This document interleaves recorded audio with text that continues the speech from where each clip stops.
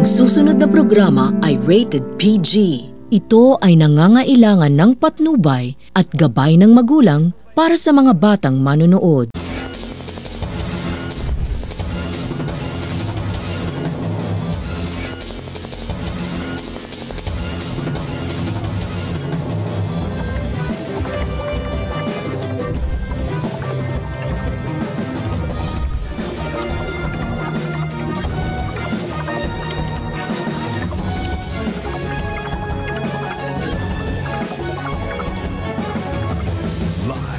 Mula sa ABS-CBN News Center, Manila, ito ang TV Patrol!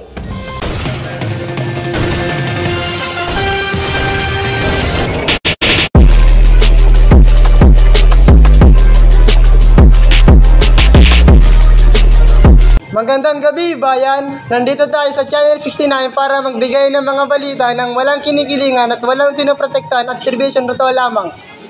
At sa araw na to, nasa Jose C. Pebosa Senior National High School si Aaron para malaman ang mga problema sa paaralan. Aaron, pasok!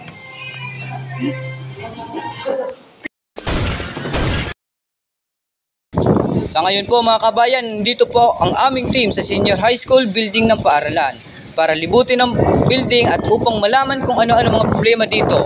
Dito po ako ngayon sa second floor ng building at kita nyo po na umuulan. At dahil sa umuulan, nagkaroon po ng pagbaha dahil sa pagbaha ng sahig. Madulas po yung sahig at dahil po dyan, maaaring madulas dito. At dito po, meron po isang estudyante na maaari natin interviewin. Sir, maaari po ba kayong ma-interview? Ma-interview kahit kunting oras lang. Ano po ba yung pangalan? John Lipakamara. Kumusta po ba ang pag-aaral dito? Ayos naman. Walang problema. Para sa iyo, ano po ba yung problema na nakita niyo dito sa paaralan? Siguro yung sa siya. Sige po, salamat.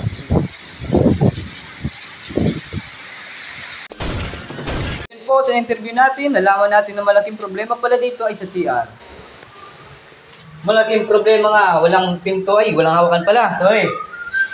Ay sir, kamusta po kayo sir? Pwede ko po ba kayo ma-interview? Okay, pwede na. Ano po ba yung pangalan? Pangalan ko ay Julius Reyes. Ano po ba yung problema dito CR? Tubig tsaka pag-iisa siya.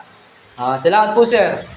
Sinabi po pala ni sir, kakulangan ng tubig at hindi malinis yung CR. Oy sir! Sir! Ano po bang nangyayari sa'yo sir? Madulas po kasi ang sahig, kaya po basa po yung tubig.